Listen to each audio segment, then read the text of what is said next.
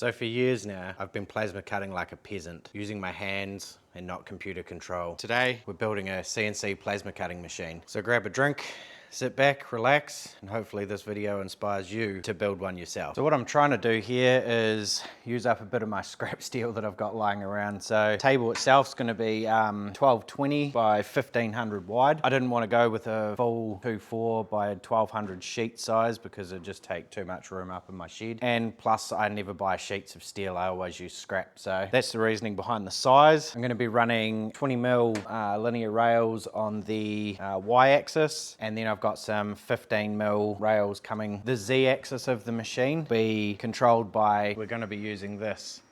This is the C25 XP from CNC for PC and the Plasma THC2. Now he's kindly sent these to me, so I would really appreciate if you head over to CNC for PC if you are thinking about building a plasma cutter and go and check them out. So with this control board, we'll be able to do full torch height control. So it'll be reading the inputs from the plasma cutter, and then it'll be working out the voltage of the plasma cutter, and then it will raise and lower the head of the plasma cutter to keep the exact same voltage, so that if you're cutting thinner sheet metal and it starts to warp, it'll actually raise that Z axis up to account for the warp in the sheet. So that gives you better cutting essentially. Right, we'll get to welding. I'll whip these off. I've got some more of these printing, so they're just a bracket, and that just goes over top of there and aligns them up in the middle of the box sections. I guess first thing I'll do is I'll grab the tape measure and just measure square across the box sections. I checked it yesterday, but it might have moved when it cooled down. Sweet, so that's basically exactly square, about 1mm out, so I can live with that. What I'm going to do is just tack this frame here to the table. I've got that side tacked, and then it won't be able to move.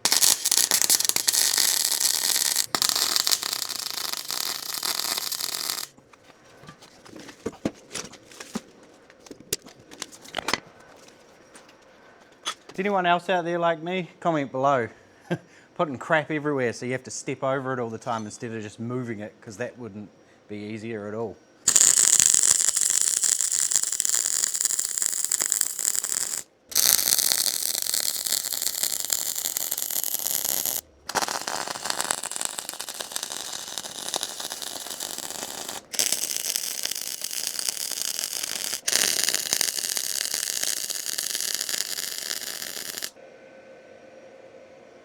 Those welds aren't too bad.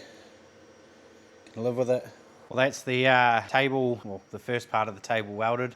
Still got, obviously, the rails to fit, so I'll wait for this to cool down, and then we'll put the rails on here once that 3D print's finished, and we'll drill some holes, get some bolts in it, get it all locked down, and then we can make sure that we're parallel between the rails, and then we can do some CNC machining on the rail plates as well, but that might be in the next video.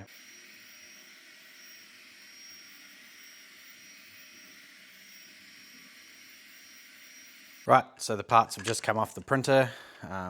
As you can see, got a shape on them, so 50mm at the bottom, 20mm at the top. Yeah, so what they're for is come down here. So basically they just slot on like that, and they hold that rail nice and tight and centered. So I'll put probably all 4 of them on one rail. I'll go through, I'll go and drill all the holes, bolt it down, and yeah, then it'll all be aligned. I just had 2 on each end before and measured across, and the rails are exactly parallel, so that's good. I just found out I don't have any bolts left, so this week I will send the wife on a mission and she can go get me some bolts, which would be good, and then yeah, we'll continue on with the project, but until then I can't really bolt any rails down and things. So I guess next video we'll go jump into the DIY CNC machine, the mill that I built, and we will machine some brackets for sitting on the rails. Yeah, get that underway until we get some bolts, and then hopefully the bolts will be here, the rails will be finished, and then we can bolt it all up and start working on the x-axis. So yeah, thanks for watching.